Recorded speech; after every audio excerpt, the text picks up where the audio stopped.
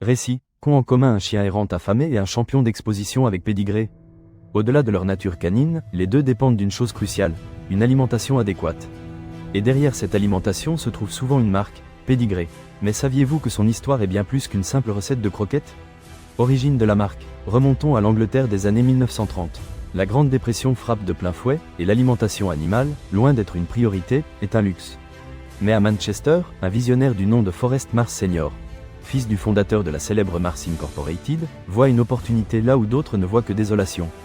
Forrest ne se contente pas du modèle traditionnel de nourriture pour chiens, basé sur les restes et les déchets.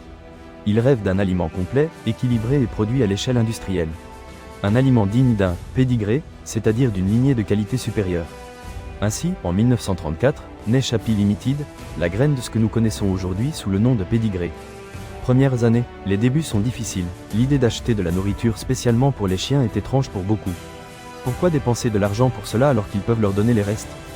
Forrest Mars doit lutter contre la mentalité de l'époque et convaincre les propriétaires d'animaux de compagnie des avantages d'une nutrition spécialisée. La clé est l'innovation. Chappi lance le premier aliment en conserve pour chiens, un produit révolutionnaire qui promet commodité et qualité. De plus, Forrest mise sur une stratégie de marketing agressive, mettant en avant les bienfaits pour la santé des chiens et associant la marque à l'idée de soins et de responsabilité. Un moment crucial est la Seconde Guerre mondiale. Avec la pénurie de nourriture humaine, la production d'aliments pour animaux de compagnie est menacée.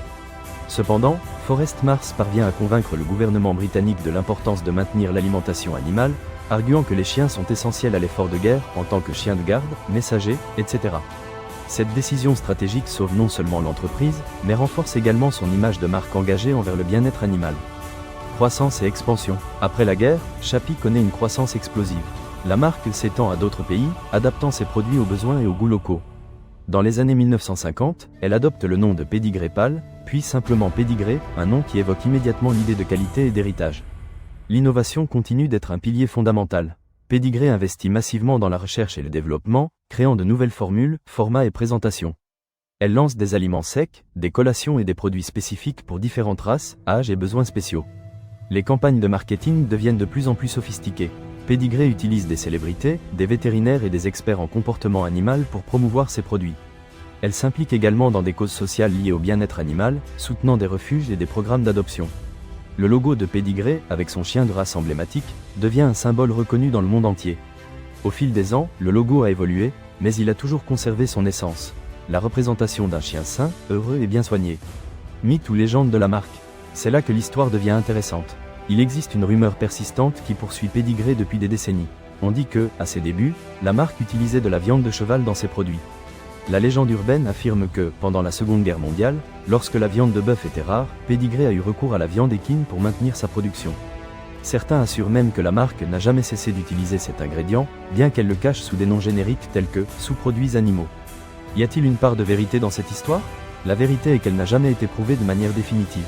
Pédigré a toujours nié catégoriquement l'utilisation de viande de cheval, affirmant que ces produits répondent aux normes de qualité et de sécurité les plus élevées. Cependant, la rumeur persiste.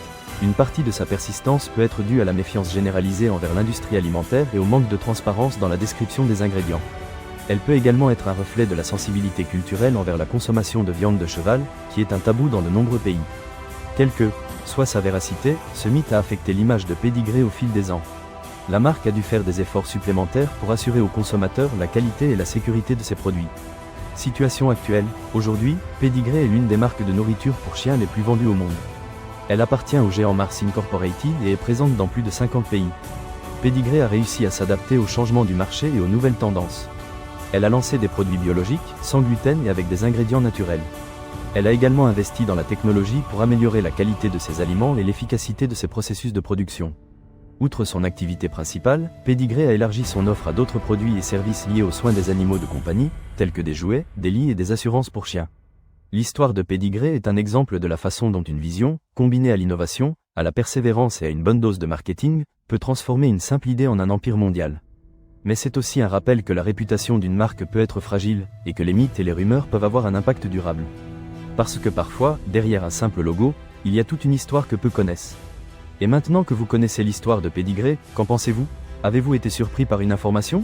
Laissez-nous votre commentaire et n'oubliez pas de vous abonner pour d'autres histoires fascinantes de marques qui ont marqué notre vie.